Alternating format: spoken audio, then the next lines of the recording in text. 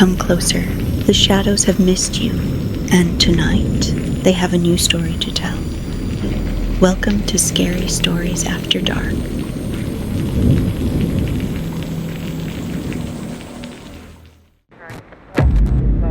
(911), what's your emergency? He's back. He's outside again. Ma'am, who is outside?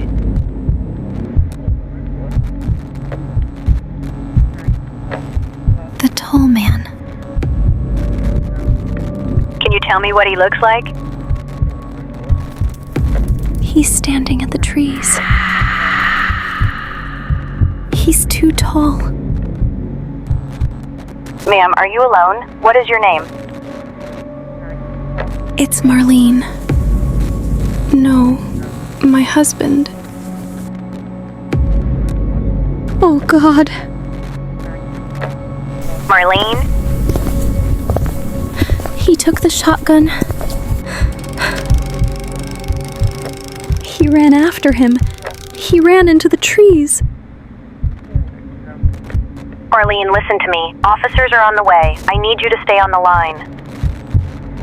Do not go to the window.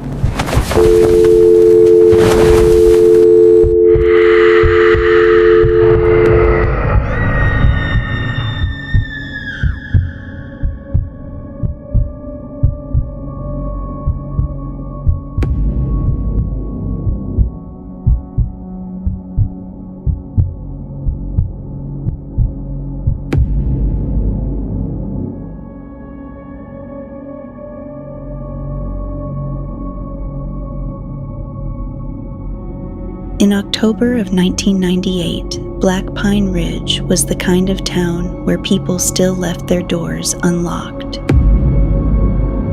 Tucked deep in the Appalachian foothills, surrounded by miles of dense forest and abandoned logging roads, it was small enough that everyone recognized your truck before they knew your name. Life there followed routine: Friday night football, Sunday church, coffee at Miller's Diner before sunrise. And like many small towns built beside old woods, Black Pine Ridge had its own rules. The most important was never officially written down, but everyone knew it. Don't go into the forest after dark. Most people blamed bears, some blamed drifters. The older residents offered a different explanation. They called it folklore. Stories passed down through generations. Warnings disguised as superstition. They said if you heard knocking from the trees, no matter what, you did not answer. Because if something knocked back, it meant he was close. The tall man. For decades, reports followed the same pattern. Hunters who vanished. Campers who never came home. A figure seen standing motionless at the tree line. Too tall. Too still. Too wrong. Most people dismissed it as local legend. Until October 14th, 1998. Because that was the night Marlene Harper called 911. And by sunrise, her husband was gone.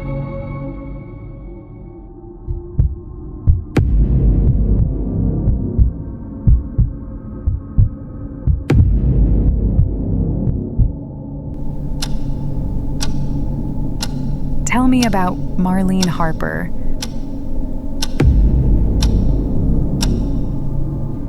Usually a call out to the Harper place meant a domestic dispute, maybe a stray dog, maybe somebody had too much whiskey and not enough sense.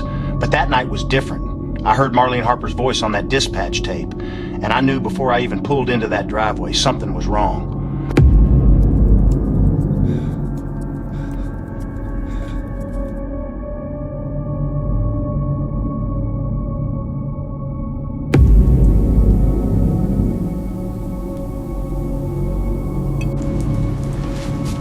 Mrs. Harper?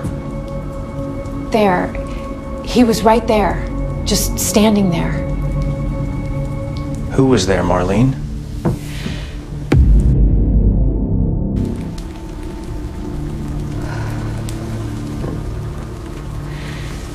The tall man.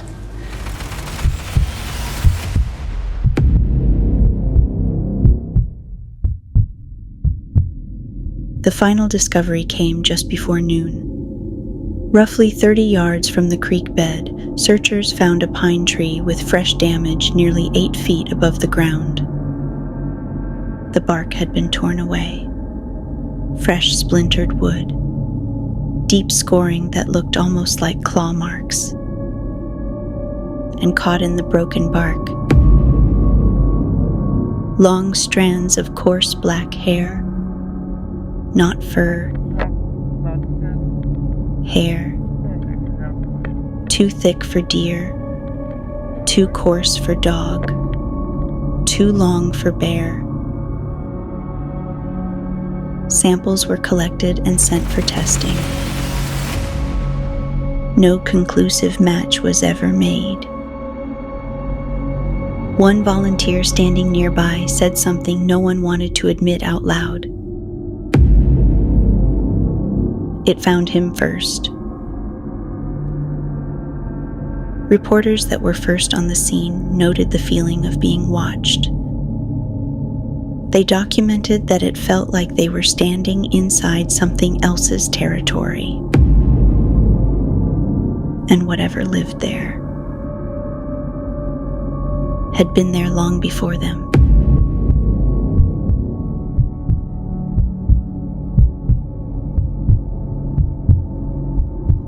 Between 1978 and 2003, Black Pine recorded 11 disappearances linked to the forests surrounding Widow's Pass. Most were ruled accidents, some were never solved.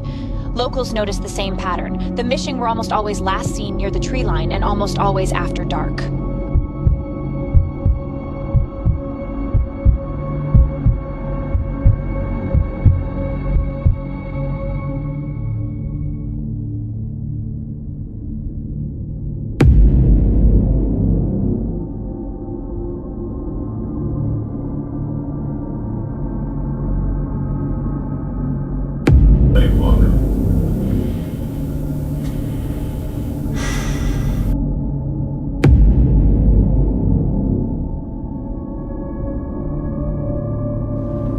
Did you know what happened to Tom Harper? If it were a man, Sheriff, you'd have found a body.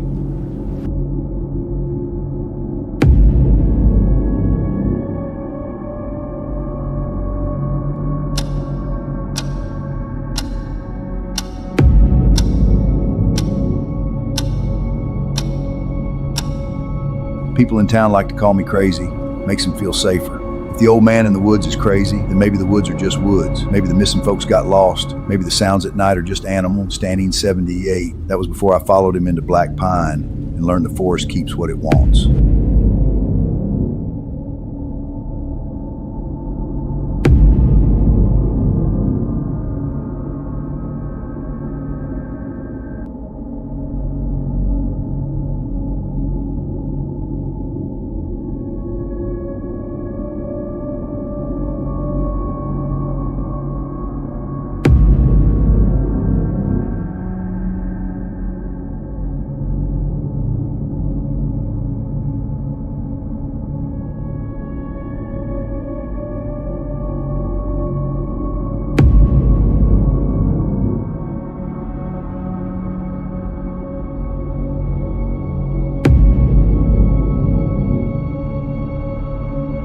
Deputy Aaron Pike left Elias Boone's cabin after dark. Later, he would describe that as mistake number 3. The first had been driving out to Widow's Pass alone. The second had been staying long enough for the woods to go quiet. Leaving after sunset was the one he remembered most. The road back to town was narrow, unlit, and bordered by dense forest and abandoned logging trails, roads most locals avoided after dark. Pike had driven it dozens of times before. That night, it felt unfamiliar. Mostly, he didn't want to think about Elias Boone's final warning. Quote, "Sometimes it keeps." Just after 9 p.m., passing the old logging trail, Pike reports he saw something standing near the tree line. He reported he thought it was a road sign caught in the headlights. Then he documented he realized it was watching him. Tall. Still. Standing just beyond the reach of the road. In his official statement, Deputy Aaron Pike, quote, "The figure didn't move. It simply stood there." Later, Pike reported he knew something was wrong before he could even make out its face. Not because of what he saw, but because of what he felt. He notes, as the cruiser rolled forward, the details became clearer. The figure was too tall, not by inches, by proportion. He documents, even in the headlights, it looked less like a person and more like something trying to imitate one. Pike documents he reached for the spotlight, and the figure was gone.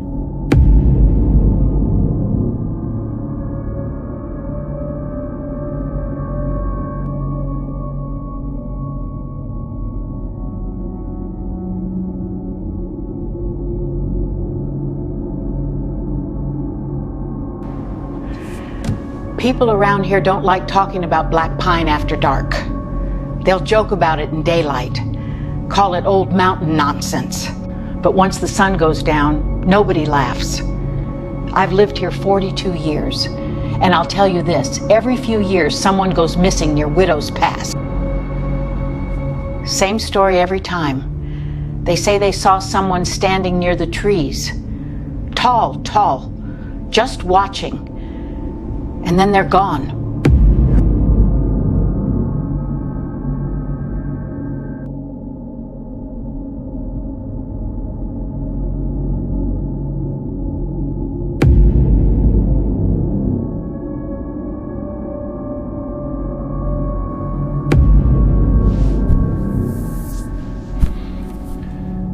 Tape 14B wasn't supposed to exist. It was logged in evidence 5 after Tom Harper disappeared. No one could explain where it came from or who left it there. The footage was damaged, most of it unusable. But what was left was enough to make grown men stop volunteering for search parties.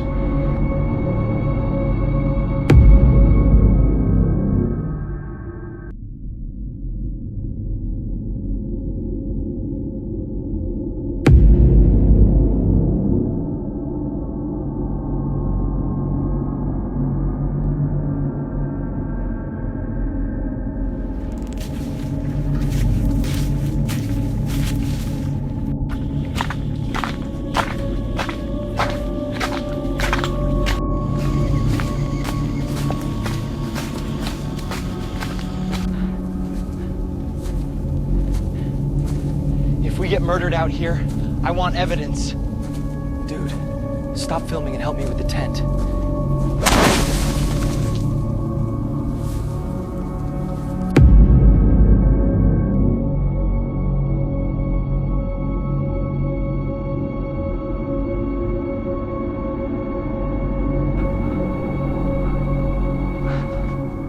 Did you hear that?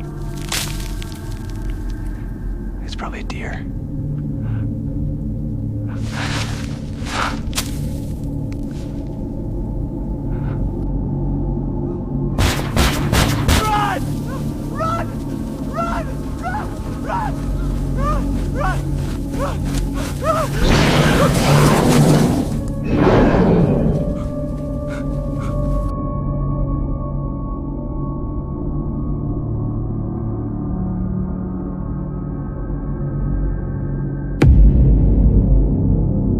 I didn't want that tape released.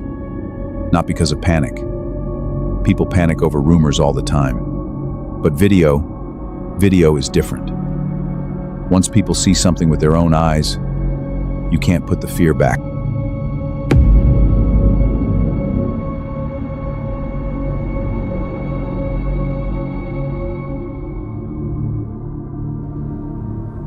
You can explain rumors. You can explain grief. You can explain people seeing shapes in the dark. But that tape, some part of this town never stopped watching it.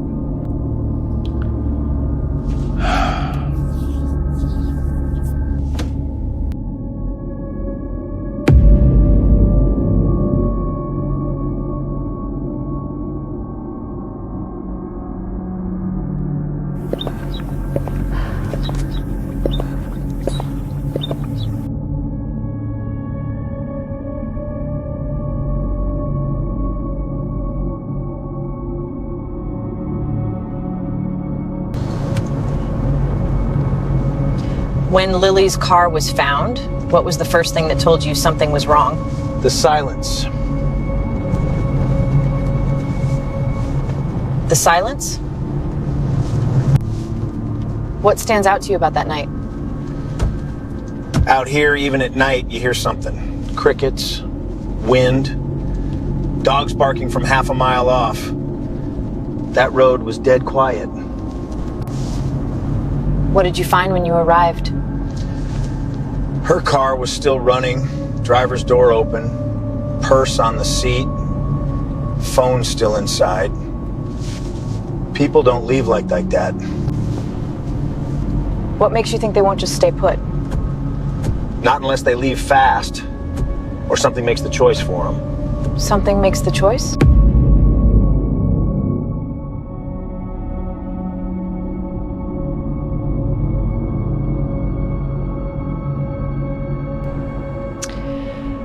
Authorities are still searching for 22-year-old Lily Harper, whose vehicle was discovered late last night just off County Route 9 near the entrance to Widow's Pass.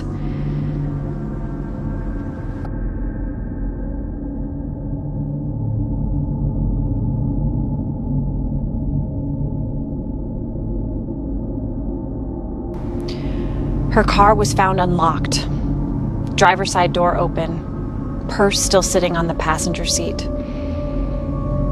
No signs of a struggle. No indication of where she went. Family members say Lily was driving home from her late shift at the pizza shop just before midnight. She never made it home. For locals here in Black Pine Ridge, the location is what has people talking. Because this isn't the first time someone has vanished near the tree line.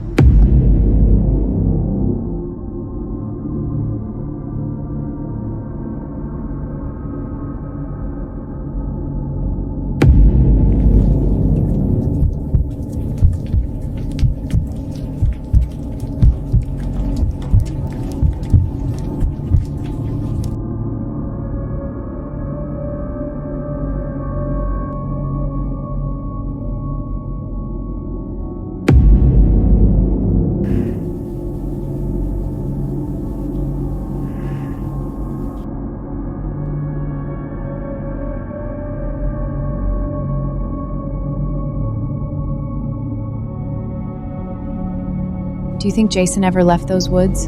No. People around here like easy lies. They say he ran off, needed space, wanted a fresh start. No way. Jason wouldn't leave his truck, wouldn't leave his dog, wouldn't leave his mother wondering for 20 years. So you're saying it doesn't make sense to you that he would just disappear?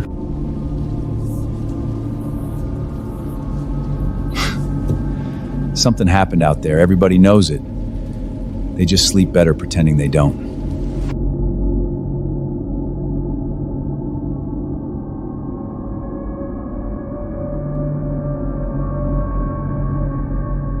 You've covered these disappearances for years. What keeps bringing people back to Widow's Pass? Because none of them make sense. Different years, different people, different circumstances. But the ending is always the same. Someone goes missing near the tree line, and they never come back. No real evidence, no bodies, no closure. Just unfinished stories and families still waiting for the phone to ring. At some point, you stop asking if it's coincidence, and you start asking why everyone in town is so determined not to look too closely. Tom Harper was never found. No body, no clothing, no remains. Police reported only his flashlight, the bent shotgun, and his tracks were recovered. Later that afternoon, investigators brought in search dogs. Tom Harper was still officially a missing person, and the K-9 tracking unit was brought in from the county search unit. Police report the dogs followed the trail without hesitation.